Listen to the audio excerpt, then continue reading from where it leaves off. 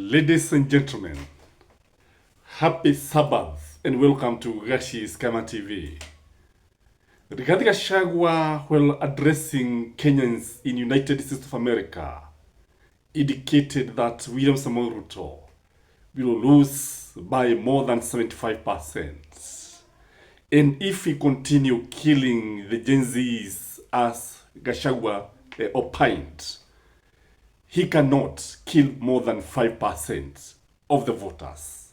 Ladies and gentlemen, before I give a critical analysis on the factors that will be at play to ensure that William Samoei Ruto lose the 2027 general elections and the opposition triumph to State House with a landslide victory, I want you first to watch Rigathi Gachagua here.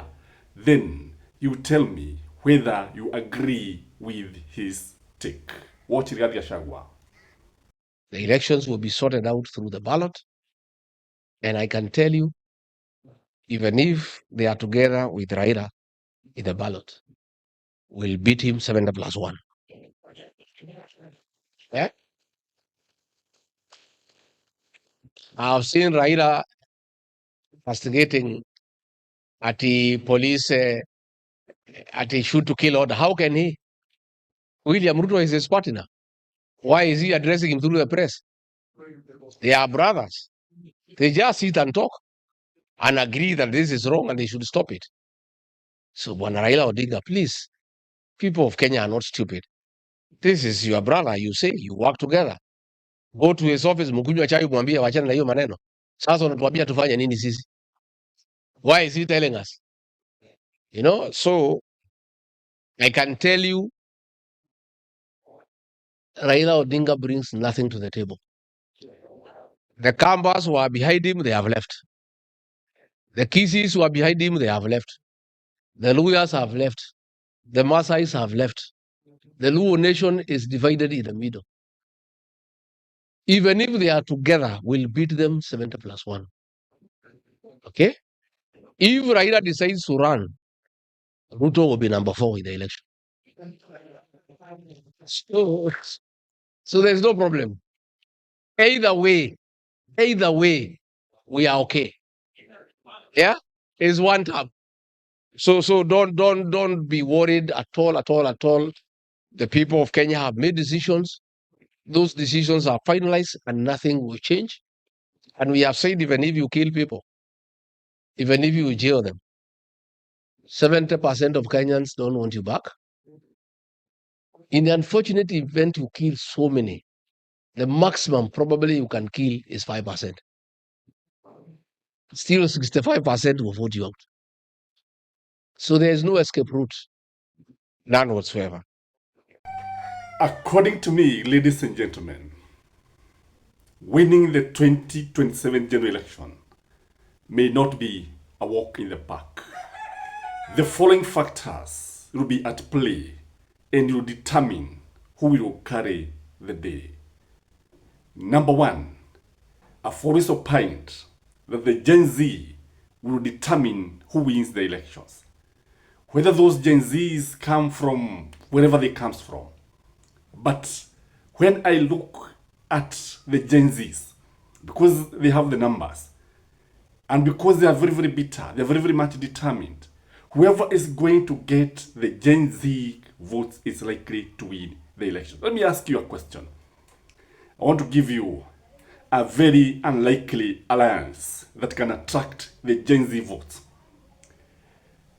The ticket of Jimmy Wajigi and Fred Okengo Matiang'i.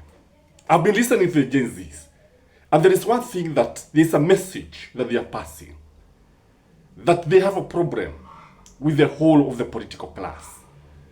Whether that political class is in the opposition or in the government, they are completely fed up.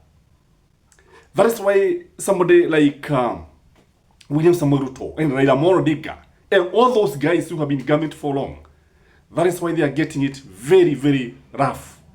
That is why it is not easy for them to attract the Gen Z votes. So I've been looking at Wajigi, and this is one ticket with Fred Okengo Matiang'i, it doesn't matter who will be the presidential candidate. It doesn't matter the tribe you come from, as long as you have the Gen Z behind you. Number two factor that will be at play is money.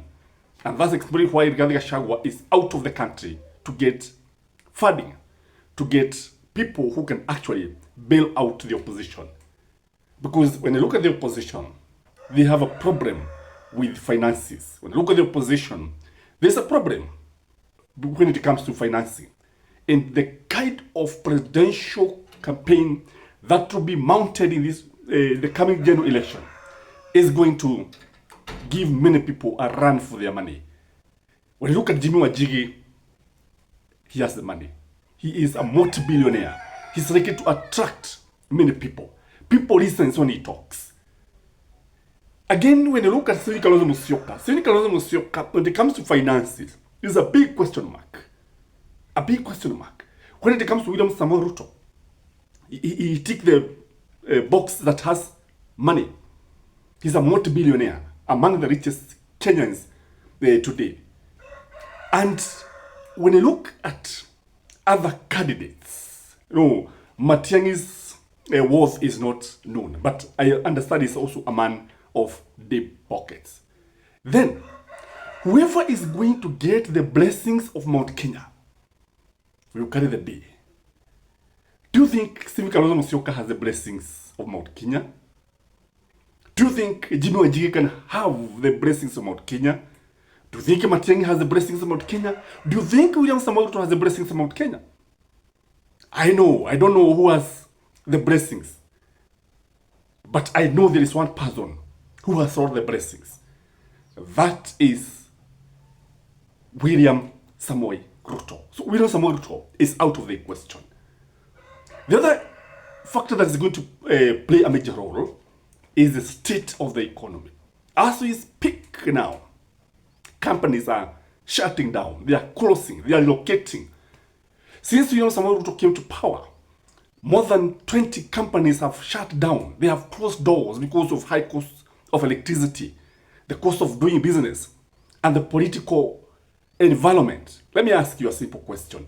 If you had money and you are to invest in any country in Africa, or you are invited to invest your money in terms of millions or billions in Nairobi, would you actually invest your money in Kenya today? Would you? When actually businesses open for just a few hours and most of the time businesses are closed because of whatever is happening. So the economy is going to play a major role. When you look at the jobs market, who is that person who is going to assure the Gen Z that he can work for the economy and be able to create jobs? Here, Jimmy Wajigi ticks the box. Matiang'i also ticks the box. What about Stephen Kalonzo Musyoka? Does he tick the box? Does he? What about other candidates? Maraga, does he tick the box? If Gachagua decides to vie, does he tick the box? Then, there is the voters turnout. I know one thing, that Raila Odinga and William Samoei Ruto are going to go to the elections together. But William Samoei Ruto will suffer one blow: turnout. The turnout in former Raila Amolo Odinga's stronghold will be very, very poor. If they have not been turning out for Raila Amolo Odinga, for example, the ruling nation has never voted over 80%. Most of the time they vote 60%, wakienda sana 70%. What when Raila is not a candidate? And today we know the ruling nation is divided. Again, the cost of people are not very good again when it comes to voters turnout. So the turnout is going to favor those communities where the voters turnout is usually very high. This is the Rift Valley in Mount Kenya region. So who is this person who is likely to benefit from where they have voters turnout? It is the Jimmy Wajigi ticket and Matiang'i ticket.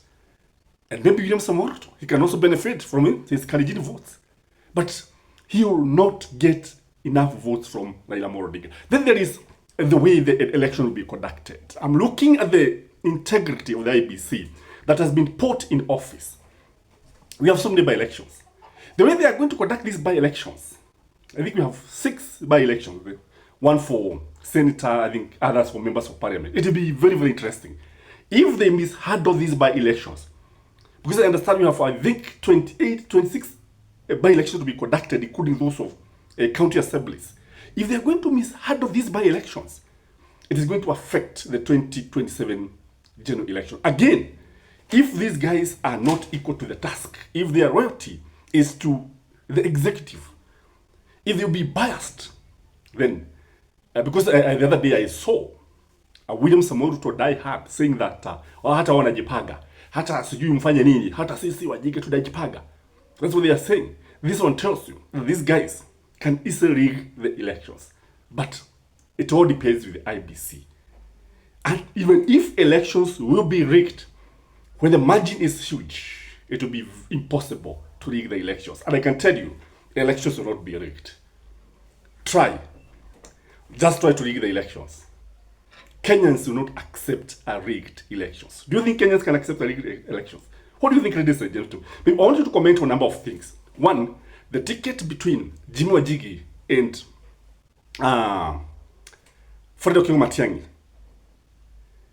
It doesn't matter who is the presidential candidate. Can it win? Number two, I want you to comment about the voters turnout, especially if Raila is not a candidate.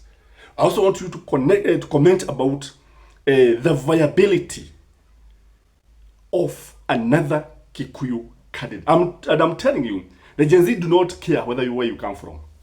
They don't care as long as you are promising, as long as you're going to deliver. I don't know what to think, but for I see it, ladies and gentlemen, it is gonna be very, very interesting. Interesting times ahead. Have a blessed weekend. Bye-bye.